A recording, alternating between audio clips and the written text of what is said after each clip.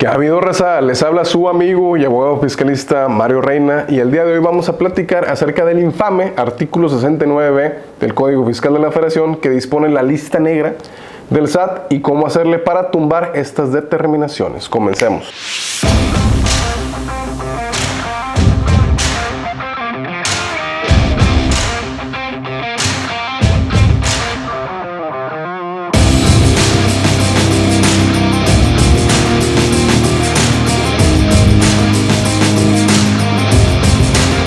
Para poder hablar del artículo 69 del Código Fiscal de la Federación y las operaciones simuladas, es importante darle un contexto al concepto de operaciones simuladas. Si nos vamos al Código Civil Federal, particularmente en el artículo 2180, vamos a encontrar lo siguiente: es simulado el acto en que las partes declaran o confiesan falsamente lo que en realidad no ha pasado o no ha convenido entre ellas. El siguiente establece: la simulación es absoluta cuando el acto simulado nada tiene de real. Es relativa cuando un acto jurídico se le da una falsa apariencia que oculta su verdadero carácter. Y el último, la simulación absoluta no produce efectos jurídicos. Descubierto el acto real que oculta la simulación relativa, este acto no será nulo si no hay ley que así lo declare. Ahora, esta disposición de operaciones simuladas tuvo su entrada en el Código Fiscal de la Federación, en el artículo 69 del Código, y prácticamente establece que si la autoridad por cualquier medio descubre que el contribuyente no cuenta con activos, personal, infraestructura ni personal para poder prestar sus servicios o comercializar sus bienes,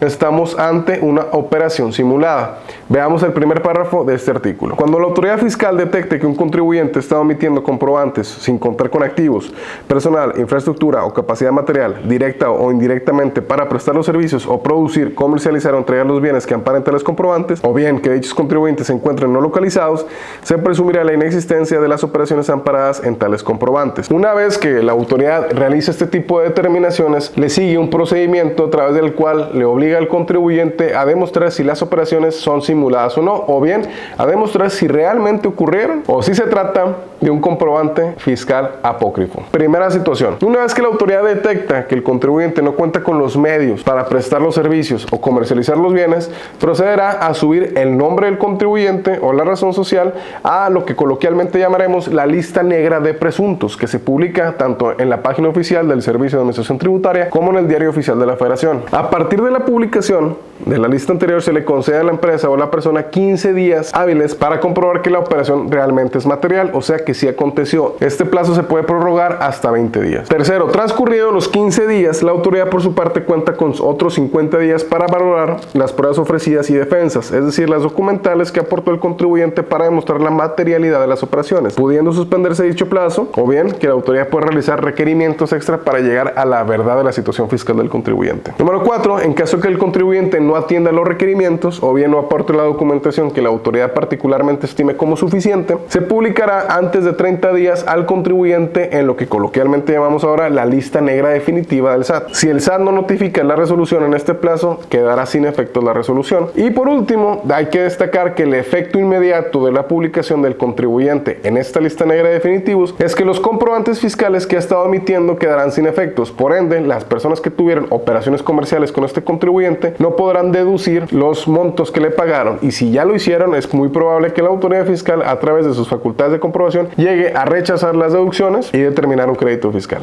Ahora bien, ¿cómo darle solución a esto? ¿Cómo podemos demostrar nosotros como contribuyentes, como defensores, la materialidad de las operaciones? Comencemos señalando que la ficha 157/CFF del Código Fiscal de la Federación establece el trámite que se deberá seguir para demostrarle a la autoridad de manera aclaratoria la documentación e información que pruebe esta situación, es decir, que las operaciones sí acontecieron. Cabe destacar como paréntesis que es posible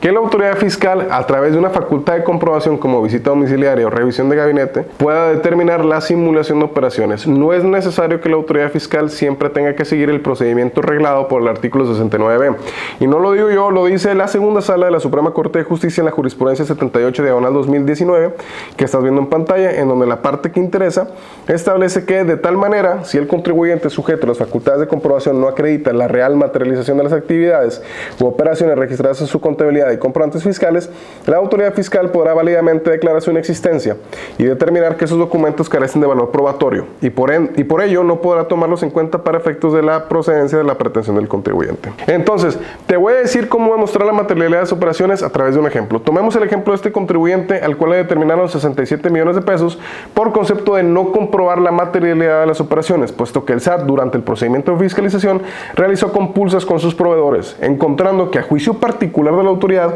estos no tenían suficiente espacio físico para guardar el material que le fue vendido a mi cliente. Así lo establece la autoridad. Por lo anteriormente expuesto, se conoció que la contribuyente visitada tal dedujo en el ejercicio de tal fecha las operaciones de tal contribuyente para efectos del impuesto de la renta, mismos que la contribuyente tal no reconoce haber expedido. Además de que el domicilio no cuenta con los activos, personal, infraestructura ni capacidad material para prestar servicios, producir o comercializar o entregar los bienes. Todo lo anterior provocó a mi cliente un rechazo de deducciones de más de 74 millones de pesos. Es común entonces que en la práctica la autoridad pretenda rechazar la materialidad de las operaciones porque a juicio de los visitadores estos no cumplen con la regla del primer párrafo del artículo. Es decir, es muy particular o es una interpretación muy subjetiva que la autoridad diga que en el domicilio del vendedor no había suficiente espacio físico para poner el material que le fue vendido a mi cliente, ya que no depende de ello para su deducción. Es una interpretación, vuelvo a mencionarte, subjetiva y particular de la autoridad. Para demostrar la materialidad es indispensable contar con las documentales que respalden la operación. Con esto nos podemos apoyar de la jurisprudencia del Tribunal Federal de Justicia Administrativa que estás viendo en pantalla de título.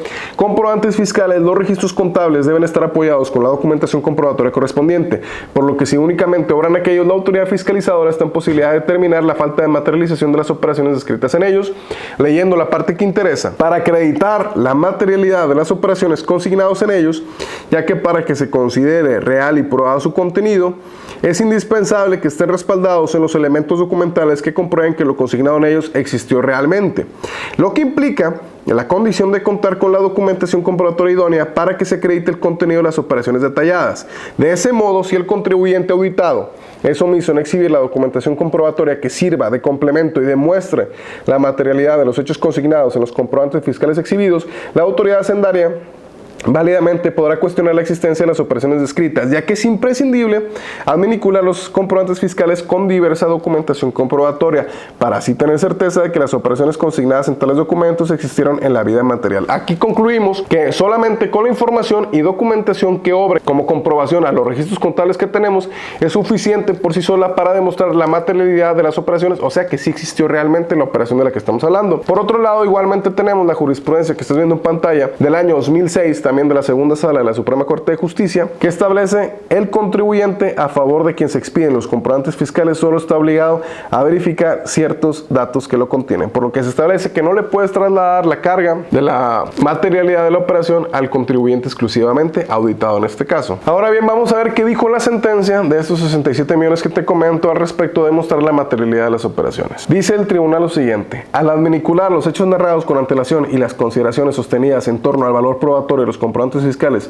cuando el contribuyente que los expidió no cuenta con la capacidad para proveer los bienes en cuestión, este órgano colegiado concluye que resulta ilegal. Además de los documentos antes referidos, esta sala llega a la conclusión de que no resulta procedente sostener la inexistencia de las operaciones que la autoridad demandada considera o que no se hayan realizado, el cual adquiere sustento en lo siguiente. Asimismo, se refirió que los comprobantes fiscales por sí solos únicamente generan un indicio fuerte sobre la existencia de la operación, pero tal indicio es susceptible de robustecerse o desvanecerse según los elementos probatorios que tienden a demostrar la conexión entre el proveedor y el cliente. Asimismo, la existencia de las operaciones que amparan dichos comprobantes se encuentra fuertemente robustecida con las pólizas, balanzas de comprobación, estados de cuenta, comprobantes de operación y demás elementos de la contabilidad antes señalados, de los cuales se advierte tanto la existencia del acto jurídico que dio origen a la obligación de brindar los servicios que amparan dichas facturas, con lo que es posible concluir que dicha operación sí se llevó a cabo. Vuelvo a mencionar para quedar claro, con la documentación comprobatoria y su debida correlación con los registros contables es suficiente, según los criterios establecidos, además de la experiencia de tu servidor, para demostrar la materialidad de las operaciones y poder destruir completamente la consigna o la sospecha de la autoridad de que tus operaciones son simuladas. Señores, espero realmente haber explicado. Cualquier duda o comentario va en la cajita. No olvides suscribirte a mi canal y nos vemos en el siguiente video. Sobres.